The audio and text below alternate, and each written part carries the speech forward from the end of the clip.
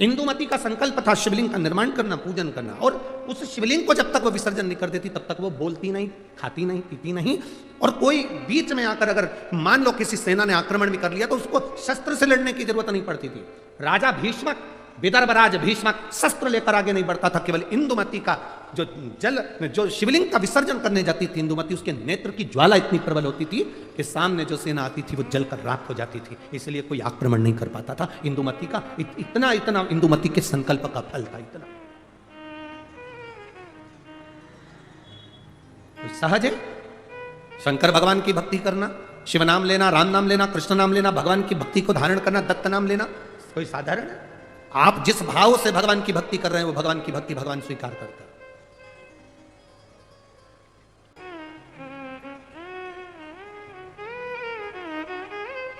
केवल मृत्यु लोक में बैठकर भगवान का नाम लेना और उस तक पहुंचना।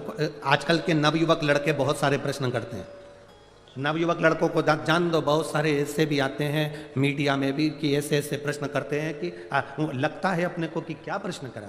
अभी यहाँ कथा थी धुलिया में, तो एक मीडिया वाले ने प्रश्न किया कि आप लोग सनातन धर्म की ध्वजा लेकर आगे चलते हो, कहते हो दिया लगाओ, अगरबत्ती लगाओ, भगवान की पूजन करो, मंदिर जाओ, एक लोटा जल चढ़ाओ, भगवान शंकर का नाम लो, क्या भगवान को मालूम पड़ता है किसने नाम लिया?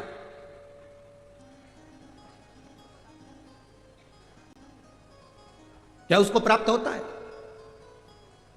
हमने धुलिया की कथा में एक बात कही थी कि आपके यहां केले का पेड़ लगा है, ठीक है? अरे बोलो तो जम के, ठीक है? केले के पेड़ को पानी देना है, इसमें केला लगाना है, तो एक एक पत्ती को पकड़कर पानी दोगे क्या? पानी कहां दोगे? नीचे जड़ में।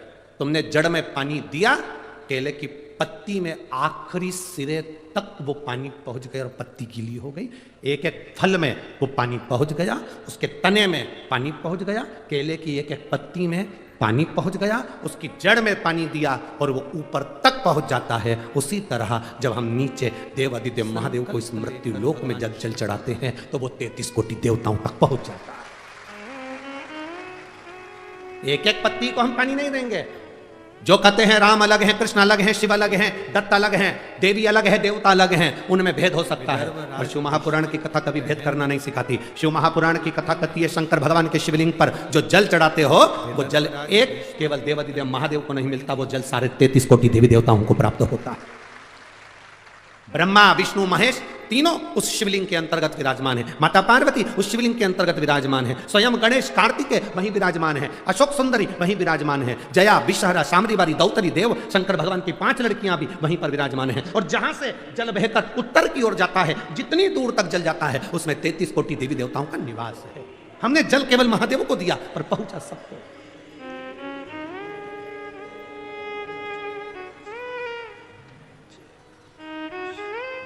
आप में से कितने लोग हैं जो शंकर जी को रोज 1 लोटा जल चढ़ाते हैं? उठाओ जरा, सभी हो, धर लो, वापिस धरो, वापिस धरो, बहुत बढ़िया, जाना चाहिए। तेरे मंदिर में आना मेरा काम है और मेरी बिगड़ी बनाना तेरा। ये उसके ऊपर निर्भर करता है, हमारा फर्ज है हम उसके दरवाजे तक जाएं।